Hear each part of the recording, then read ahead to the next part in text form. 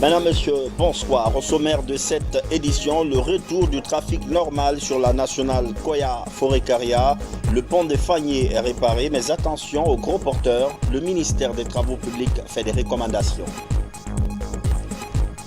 Une journée calme à Conakry. Suite au communiqué hier du gouvernorat, les forces de sécurité étaient discrètement déployées le long des axes routiers de la capitale. Objectif, protéger les citoyens et leurs biens. Madame, Monsieur, bonsoir. Seulement 2 titres ce soir et bienvenue dans cette édition. Une bonne nouvelle, la circulation routière a repris son cours normal sur la nationale Koya-Farana. Le pont de Fagniers a été réparé. Hier dimanche, le trafic était particulièrement compliqué. Plus de 7 heures d'attente des 2 côtés de l'ouvrage. Cette parenthèse est refermée. Le ministère des Travaux publics a des recommandations, notamment pour les gros porteurs. Ansouman Toumani Kamara.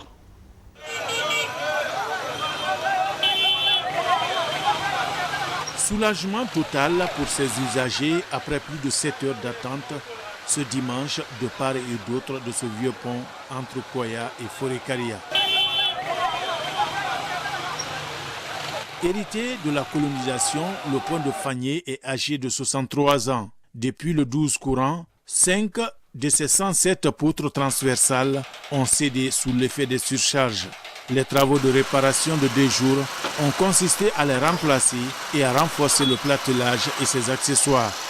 Les travaux effectués, vous êtes là, vous voyez, on a changé les poutres transversales, 5 et les contreventements. Et puis on est en train de renforcer maintenant la soudure pour pouvoir terminer les travaux. Les platelages n'ont pas de problème. Vous savez, voilà, on les a renforcés quelques-uns. Sinon, il n'y a pas de problème. Et puis, les gens, quand ils rentrent dans le pont, ils accélèrent. Au lieu de rouler doucement, avec du surpoids, ils accélèrent. C'est ce qui fait ce problème. Construit en 1955, le pont métallique de Fagniers à Forêt-Caria, comme beaucoup d'ouvrages de son âge, devient fragile sous le poids des camions surchargés. Je profite encore de l'occasion pour dire au peuple de Guinée que le ministre des Travaux publics est vraiment engagé, est vraiment déterminé avec son département à faire de sorte que les surcharges puissent être limitées sur vraiment le réseau routier. La saison des pluies de cette année vient avec une sorte de syndrome de pont effondré dans le pays. Plusieurs ouvrages de franchissement ont cédé cette année et d'autres ont montré des signes de dégradation. De l'avis des spécialistes, l'opérationnalisation des points de pesage et l'élaboration d'une politique cohérente d'entretien préventif sur nos routes sont indiquées comme des solutions en attendant leur reconstruction. Un pont sur la nationale Koya-Forêt-Caria. Dans l'actualité encore, la prévention des crises sociales, comment y parvenir? La question préoccupe le ministère de l'Unité nationale et le consortium des organisations de la société civile. Les 2 parties expérimentent une nouvelle approche, la sensibilisation communautaire. Plus de 50 agents sont mis à contribution. Bernard Tonguino, Valérie Talimane. Face aux crises sociales à répétition dans le pays, le ministère de l'Unité nationale et des plateformes de la société civile tire la sonnette d'alarme. Une opération de sensibilisation en faveur du civisme et la non-violence est lancée. L'initiative est entamée par la formation des moniteurs communautaires chargés de la collecte d'informations dans les zones à risque afin de véhiculer les messages de civisme et de paix. Vous savez, la prévention des conflits est la meilleure arme dans la lutte contre les conflits violents. Alors on s'est dit il faut vraiment que les gens apprennent à détecter les signaux des conflits dès leur début, avant que les conflits ne dégénèrent. Alors c'est pour cela que nous sommes dans un processus d'opérationnalisation du système d'alerte précoce et de réponse rapide. Ce système tient en compte vraiment tous les aspects de la sécurité humaine dans le pays. Parce que ce sont des jeunes, vous savez, souvent les jeunes sont au devant des scènes de violence. Nous on s'est dit qu'il faut que les jeunes soient cette fois-ci les acteurs de paix, au lieu qu'ils soient auteurs de violence. Ce programme copiloté par l'État guinéen, le consortium des organisations de jeunesse bénéficie de l'appui de la CEDEAO. Un accompagnement qui s'inscrit dans le cadre du projet ouest-africain d'appui aux initiatives locales des jeunes. La mise en place d'un système d'alerte précoce et de réponse rapide au niveau régional renforce le système de maintien de la paix et de la sécurité de la CEDEAO. L'un des objectifs, comme vous le savez, des objectifs principaux de la CEDEAO, c'est le maintien de la paix et de la sécurité dans la sous-région et surtout dans les pays membres. Et cette activité nous permet d'atteindre cet objectif et de renforcer aussi l'intégration régionale. Pendant 3 jours, ces moniteurs communautaires venus des différentes régions du pays vont s'approprier les techniques d'alerte précoce et réponse rapide afin de prévenir ou gérer toute éventualité. L'approche est basée sur la vulgarisation du civisme pour la consolidation de la paix en Guinée. Les régions de Conakry, Kankan, Farana et Zérékoré sont les premières zones ciblées par l'opération. Et puisqu'on parle de crise sociale, il y a eu un communiqué d'interdiction hier du gouvernorat de Conakry de la marche projetée par les forces sociales. Ce matin, la sécurité était partout dans la capitale pour rassurer les citoyens. Le point avec Alpha Isiagaba. Depuis 5 h du matin ce lundi 23 juillet, les points stratégiques du trafic tels que les ronds-points et carrefours de la capitale sont marqués par une présence discrète des forces de police et de gendarmerie. Un dispositif pour empêcher tout regroupement ou occupation illégale de la rue.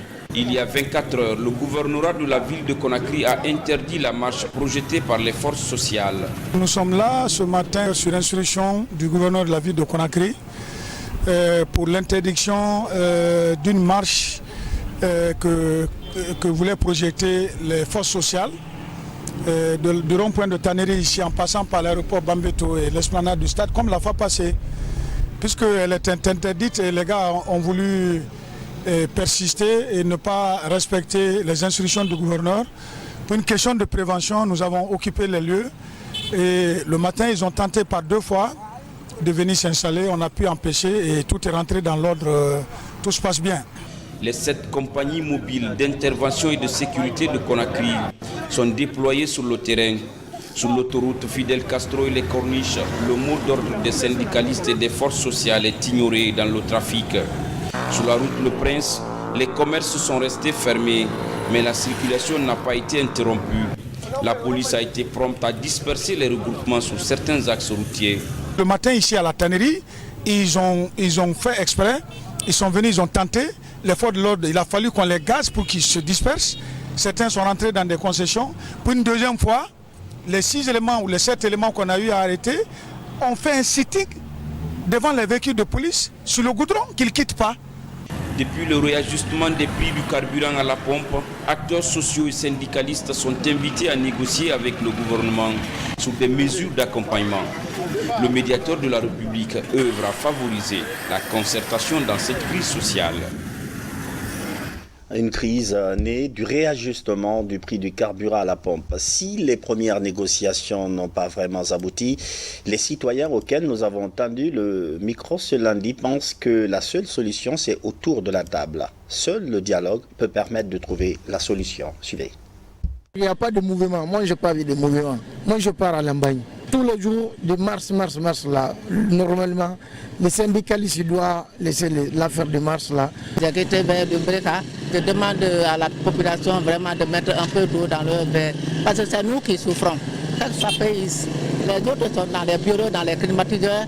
Et nous autres, nous sommes sous le soleil, nous sommes sous la pluie. On ne peut pas quitter très loin, tu viens, tu ne travailles pas, il n'y a même pas de véhicule, rien ne marche. Ils sont là-bas pour nous, nous aussi nous sommes là pour eux. C'est pourquoi, quand que ce soit payé, on se déplace, on vient pour libérer au moins certains véhicules qui se déplacent. Ce que j'ai à lancer surtout à cette équipe syndicale est vraiment de jouer un rôle purement syndical. Syndical, oui, ils vont jouer ce rôle syndical, mais le mieux est d'aller à la table de négociation. Et cette négociation va vraiment aboutir à une bonne résolution, à une bonne idée qui va vraiment nous conduire à une paix vraiment durable et à l'épanouissement vraiment de notre segment. Des propos recueillis par Mounir Bari. La préfecture de Kankan peut compter sur sa jeunesse, des jeunes dont le souci majeur aujourd'hui est la préservation des acquis de la Troisième République. La région a changé et une délégation est venue demander au Premier ministre chef du gouvernement de transmettre les remerciements et la gratitude du Nabaya au président Alpha Condé. Compte rendu d'audience, Adi Kamara. Ils sont tous responsables des 21 sections du RPG Arc-en-Ciel de la Haute-Guinée. Ils sont à Conakry pour une mission, c'est celle de visiter les chantiers ouverts par le professeur Alpha Condé, président de la République.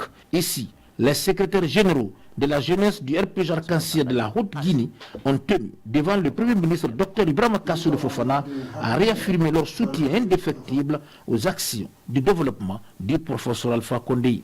On est venu pour qu'il nous rassure. D'abord lui dire que la jeunesse de la Haute-Guinée, la jeunesse du RPG Arc-en-Ciel de la Haute-Guinée est mobilisée derrière son président, le professeur Alpha Condé. C'était d'abord notre mot. Il fallait le rassurer de cela. Ensuite, l'entendre parler de ce président, nous dire exactement qu'est-ce qu'il a comme projet pour la Guinée, aux côtés du professeur Alpha Condé. On a vu beaucoup de choses. On a vu Kaleta, on a vu Sopeti. On est en train de vivre aussi le problème de l'eau, l'électricité, autour du consort. Mais ce qu'on a dit, le Premier ministre a assuré que dans quelques jours, il y a beaucoup de projets qui doivent le faire à Haute-Guinée. Pas Kankan seulement, Haute-Guinée, le plan de développement. Nous aussi, on est tous derrière le professeur Alpha Condé. Ce qu'il est en train de faire, tout le monde voit. Mais ça manque de communication. Mais nous, tous les secrétaires généraux de la jeunesse maintenant, on est devenus maintenant comme les communicateurs. Nous tous va communiquer. On est devenus maintenant les presse. Ce qu'il est en train de faire, nous on va communiquer à la base. En tout cas, on est là pour remercier le professeur Alpha Condé. On est là pour remercier le chef de gouvernement, M. Kassoulou Fofana. Tous les jeunesses de Haute-Guinée, ils sont tous derrière lui. Le moment était opportun pour le Premier ministre Dr Ibrahima Kassoulou Fofana de revenir sur les progrès réalisés par le professeur Alpha Condé. Vous avez raison de faire le déplacement pour observer de vos yeux ce que vous voyez. Notre champion, le professeur Alpha Condé, travaille. Il travaille pour la Guinée. Les Guinéens le regretteront, le sauront après lui. Je ne suis pas un démagogue. Je ne suis pas dans le besoin pour moi-même. Si j'ai accepté de fondre mon parti dans son parti, de lier mon sort au sien, c'est en connaissance de cause. Parce que je suis convaincu qu'il est bon pour la Guinée. Alors vous qui êtes les premiers membres de ce parti, vous qui êtes la région d'origine de notre champion, il ne faut pas vous y tromper. Il ne faut pas qu'on vous trompe. Vous devez tenir, défendre la ligne du parti. Parce que c'est la ligne juste. Défendre notre champion. Parce que ce qu'il a réussi en Guinée, personne ne l'a jamais réussi. Dabola est réglé en termes de conception, mais ça prend du temps. Ça va prendre un léger temps. Le Couperol revient. L'AFD va aider la Guinée à soutenir le programme de développement. Le gouvernement va prendre des actions. Le 3, peut-être plus de partenaires comme la banque, on va les insérer là-dedans pour que Dabola puisse servir à la fois la relance de la production arachidière, l'industrie d'huile et les programmes de développement communautaire, les routes, les écoles, la santé, tout est prévu. Qu'en est-il de l'énergie? Ce qui s'est passé, je vais vous dire, en termes énergétiques, il y a 4-5 ans, vous avez suivi, il y a même des Chinois et Coréens qui étaient partis à Kankan pour parler de Kankan. Pour l'énergie solaire, Kankan devait être la première ville. Malheureusement, Tout était prévu. Ils ont même trouvé du terrain, ils ont déblayé le terrain. Oui. Le Chinois est mort. C'était un investissement privé. Ça a tué 3 années d'efforts. Sinon, Cancan serait dans la lumière aujourd'hui. Depuis 2 ans déjà. C'est ça la vérité. Non seulement Cancan, parce que ce programme couvrait 4-5 villes de la Haute-Guinée. Je me souviens bien parce que c'est moi qui l'avais négocié. Avec 10 MW à Cancan, 5 MW à Dabola, 1 MW à Farana, donc 3 à Farana, etc. etc. Toute la Haute-Guinée était couverte. Malheureusement, à la dernière seconde, le Chinois est mort. C'est un investissement privé. Ses partenaires n'ont pas pu continuer. Mais allez à l'énergie, si vous n'êtes pas encore parti, on va vous dire ce qui est prévu pour la Haute-Guinée en termes énergétiques. C'est clair. Et même en énergie, à demander à Kaba Guiter, qu'est-ce que c'est le projet qu'on appelle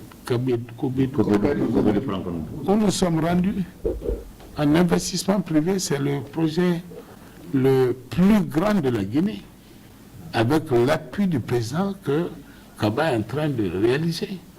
Parce que nous parlons de plus de 400 millions de dollars de projet. C'est vrai. C'est privé, mais c'est avec l'appui du gouvernement.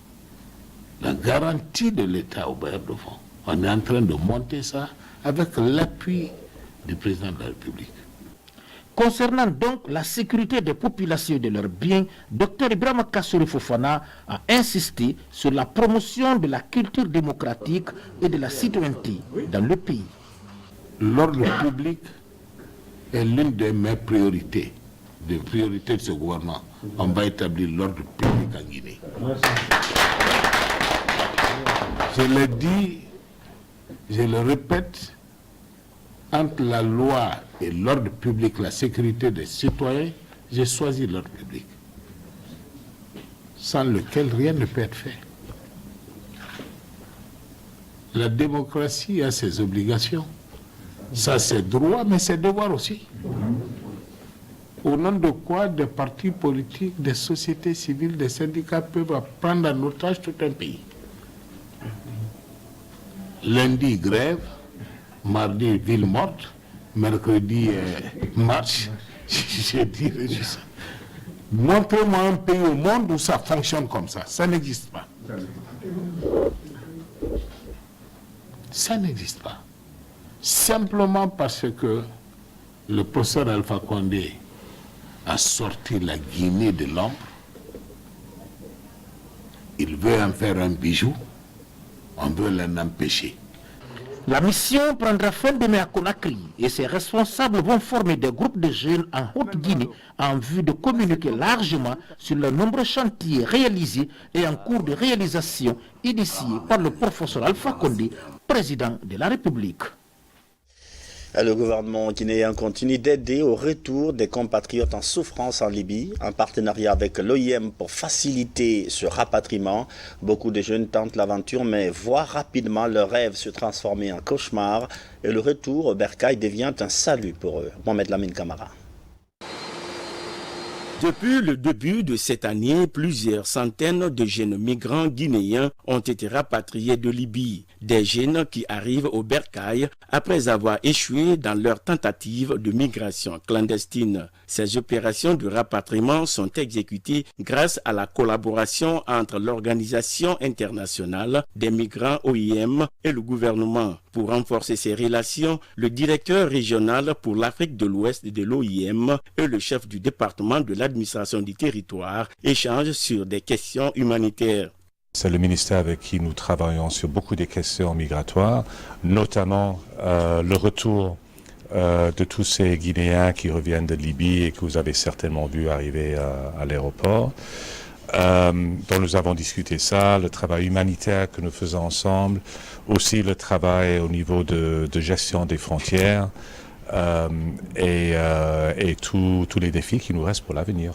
Cet apport de l'OIM dans le processus de rapatriement est salué par les autorités guinéennes. Le ministre général Bourima Condé rassure son hôte de marque de la disponibilité du gouvernement à poursuivre cette collaboration avec la représentation de l'institution en Guinée. Nous avons aujourd'hui un dossier assez préoccupant que nous évoquons souvent, c'est celui de ce flux ininterrompu de jeunes enfants d'un âge variant entre 9 et 16 ans qui sont très souvent interceptés à Bounfourdo dans la préfecture de Koundara, et Dieu seul sait le poids social que cela représente.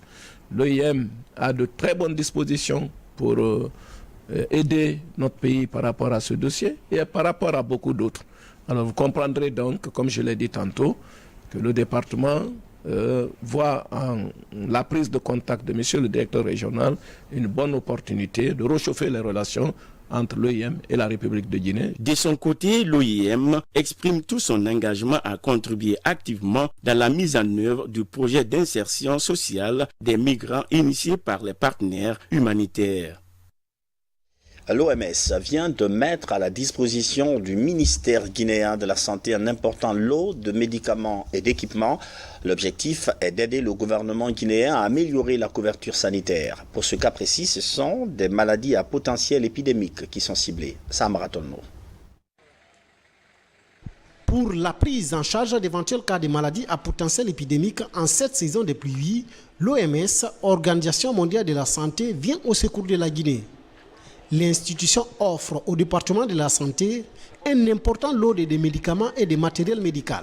L'OMS, nous avons un rôle d'intervention, de réponse aux urgences et épidémies dans le pays, dans le pays où nous sommes. Donc, dans ce contexte-là, le bureau de la représentation de l'OMS Guinée a jugé utile de faire cette donation au ministère de la Santé, sachant que nous sommes à la période hivernale qui sévit les maladies épidémiques comme le choléra, et ça vient à point nommé que nous remettions ce don au ministère de la Santé dans ce sens. Le choléra, la méningite, la fièvre Lassa sont parmi les maladies dont la menace se fait sentir. Pour leur prise en charge, plus de 50 sites de diagnostic et de traitement sont déjà identifiés à travers le pays.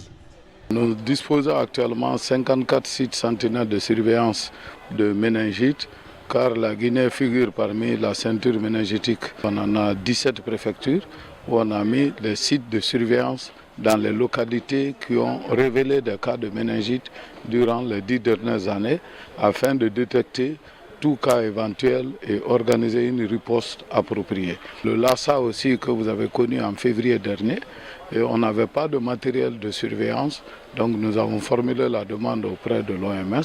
Donc ce sont ces kits qui sont venus, principalement pour la méningite, pour la fièvre Lassa et pour le traitement des cas de maladies à potentiel épidémique dans nos centres de traitement épidémiologique. En plus de ces médicaments et matériel médical, l'OMS a déjà mis à la disposition des autorités guinéennes de la santé plusieurs engins roulants. Pendant ce temps, à la Caisse nationale de la sécurité sociale, on pense à comment minimiser certains types d'infections. L'institution vient de recevoir un appareil dont la fonction est d'éliminer des déchets biomédicaux, une façon pour elle de renforcer son dispositif sanitaire. Maurice Sidibé. Un appareil pour éliminer les déchets biomédicaux. C'est un appui de l'Organisation mondiale de la santé. Cet autoclave broyeur, formé d'une combinaison de systèmes de stérilisation et de broyage, a un volume de 150 litres pour une capacité de gestion, de traitement et d'élimination de 45 à 65 kg de déchets biomédicaux infectieux par heure. Son installation au centre de diagnostic de la Caisse nationale de sécurité sociale intervient après une visite effectuée il y a quelques mois par le représentant de l'OMS en Guinée, l'institution donatrice. L'hôpital ne doit pas être un lieu où on contracte normalement des maladies, mais malheureusement c'est un risque qui existe, d'où la nécessité de mettre en place un plateau technique pour sécuriser les patients, sécuriser ceux qui fréquentent les formations hospitalières, mais aussi sécuriser la communauté alentour. Aujourd'hui, grâce au soutien de la tutelle et du conseil d'administration, les capacités du centre sont renforcées. Il compte aujourd'hui une radio os-poumon, une panoramique dentaire, une unité d'analyse de charges virales hépatite B et VIH. Le centre de diagnostic est le seul lieu de soins à bénéficier actuellement de cet appareil assez sophistiqué. Son coût est estimé à plus d'1 milliard de francs guinéens. Il va permettre d'éliminer de façon sécurisée les déchets biomédicaux provenant même des hôpitaux nationaux de la capitale. Une fois qu'on traite les déchets, on peut le mettre n'importe où. On peut aller le mettre dans les dépotoirs. Si nous prenons ces déchets ici directement, on les amène au dépotoir de la carrière. Ça risque de contaminer la population. Mais une fois que ces déchets sont traités ici, il n'y aura plus de victimes. Donc le risque est zéro. En ma qualité de ministre de tutelle, je voudrais remercier d'abord le professeur Alpha Condé qui a initié tout cela et féliciter le directeur national de la Caisse qui s'est mis au service du professeur Alpha Condé pour réaliser tout ce grand bijou. L'installation de cet équipement intervient à un moment où les travaux de la mise en place de l'imagerie par résonance magnétique avancent à la CNSS. Le ministre du Travail, responsable de tutelle, qui a pris part à la cérémonie de remise, a visité les autres unités médicales du centre de diagnostic de la Caisse. Je vous présente ce soir une jeune fille, ou plutôt sa situation. Elle a 16 ans et cette année, la jeune adolescente a vraiment tout abandonné pour se consacrer aux études. Objectif atteint puisqu'elle a décroché son brevet d'études du premier cycle. Je vous laisse imaginer le cadeau de la famille, ni bijoux, ni remerciements, mais un mariage forcé. La jeune fille n'est pas d'accord et l'a fait savoir. Mabintila Issouma. Elle n'a que 16 ans. Jusqu'hier, elle célébrait encore joyeusement son admission au BEPC. Pour cette réussite, ses parents lui ont réservé un cadeau étrange.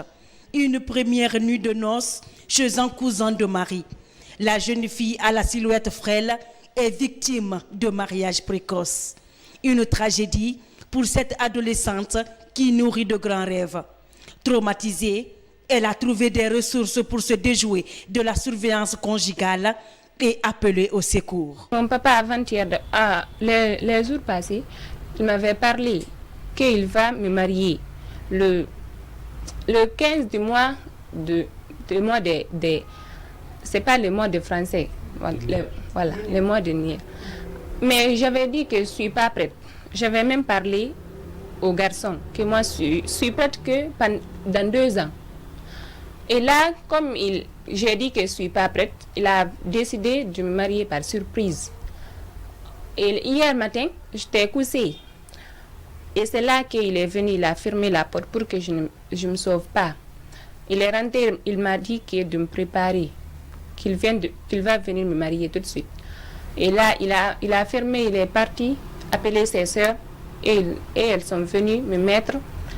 Elles sont venues me marier par le mariage religieux. Et ils m'ont mis dans la voiture pour m'amener à Wanindra, chez la famille du garçon. Ce n'est pas le premier cas de mariage qu'on a dans nos mains. Nous avions eu plusieurs autres cas. Et tout récemment, on avait eu un cas d'une petite fille de 14 ans.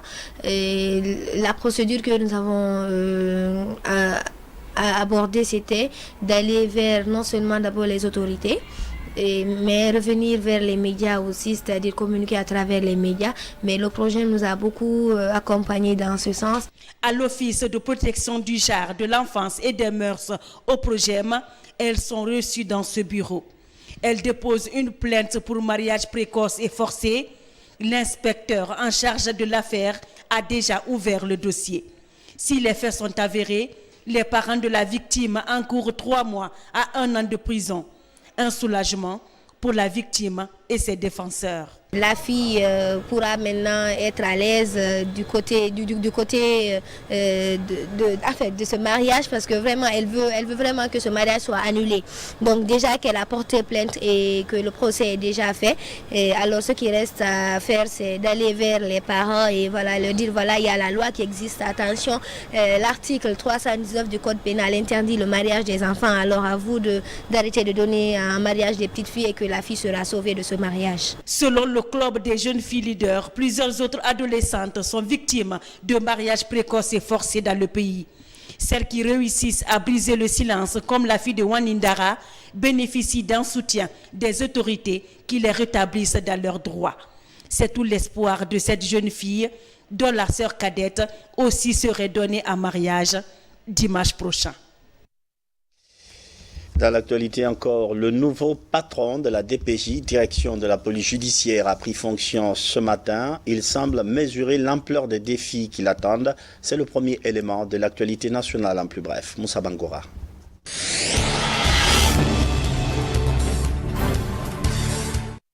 Cet événement se déroule à Frigyagbe dans la préfecture de Kindia.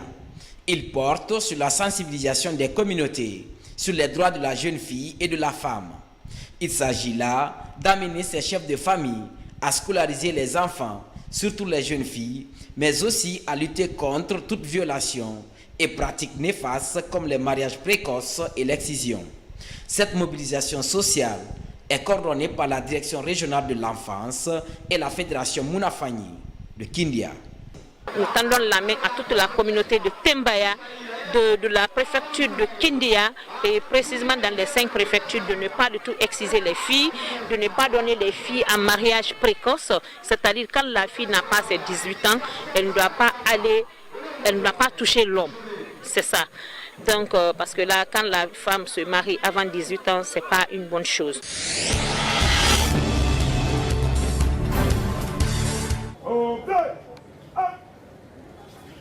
Le nouveau patron de la Direction nationale de la police judiciaire a été installé ce matin dans ses nouvelles fonctions.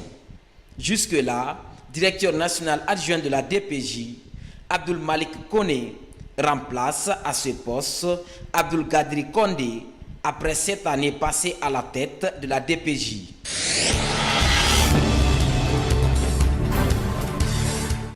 Les ressortissants de Guingui dans la sous-préfecture de Gongoré, préfecture de Pita, renouvellent leur bureau exécutif après 3 ans de mandature. L'occasion est mise à profit pour expliquer le rôle de la jeunesse dans la promotion de la paix et la quiétude sociale. Notre priorité pour le moment, c'est de relancer notre champ d'agriculture, notamment les pommes de terre, c'est nous, parce que nous avons une terre très fertile pour le champ de pommes de terre. Et c'est la fin de cette édition d'information. Merci à vous qui nous suivez depuis Lelouma et Boké. Bonsoir et à demain.